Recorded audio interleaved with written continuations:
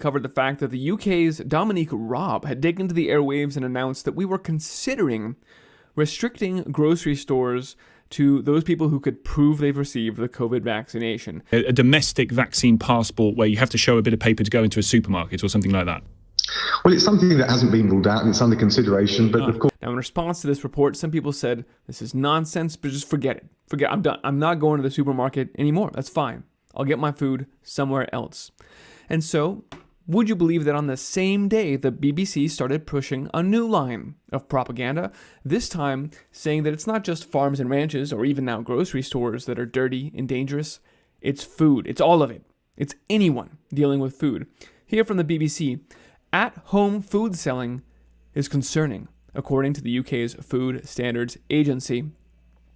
And let's give this article a quote before we judge it. A chance, rather.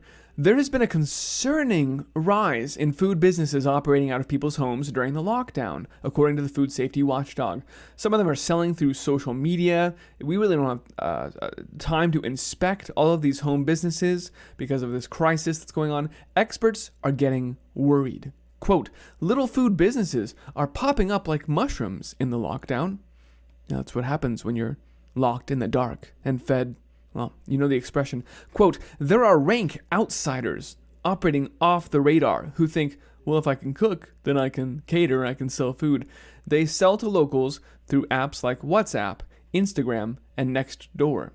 Of course, note that Facebook already keeps you from selling your own eggs that you produce locally. They already have rules about not selling food, and they will kick off your posts. We've covered that previously.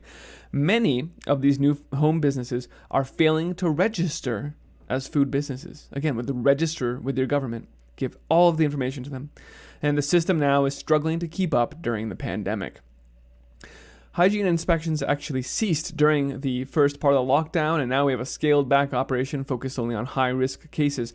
Authorities were using video calls to try and catch up through the backlog, but these video calls can never be as effective as in-person surprise inspections. In fact, that's one of the things they most miss, is that a challenge posed by the new legion of at-home businesses is that even if physical inspection is required, a 24-hour warning has to be given before we just bust in someone's private residence. So the surprise element is lost. We here at the state don't get to bust into your house and do whatever we want, and that's really how we like to treat people. It's not working for us, these at-home businesses. About 44% of new food businesses started since the lockdowns began are home-based. That's what lockdowns mean. That's what happens. You morons. I'm really losing patience with this narrative here. The growth of at-home food businesses is a concern, according to the Food Safety Administration. Every new food business is supposed to register before it starts selling food. You can still trade before you get a rating from them, but the rating is a vital tool for customers to gauge the safety of an establishment and can be a good selling point.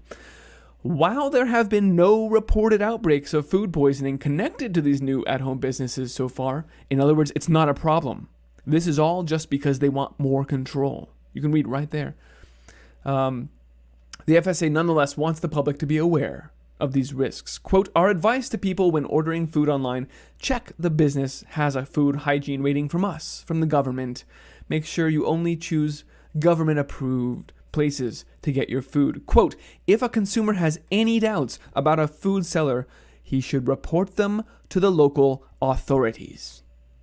Where sellers do not follow the rules, in fact, they could be fined or imprisoned for up to 2 years for cooking and selling food.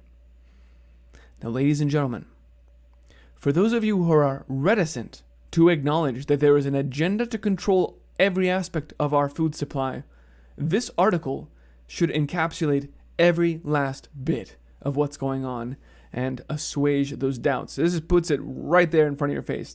The law should be changed so that you can't even sell food until you've been inspected by the government and rated. That is happening even as they change the rules around supermarkets, saying that you're not even allowed to come in unless you get your COVID vaccination.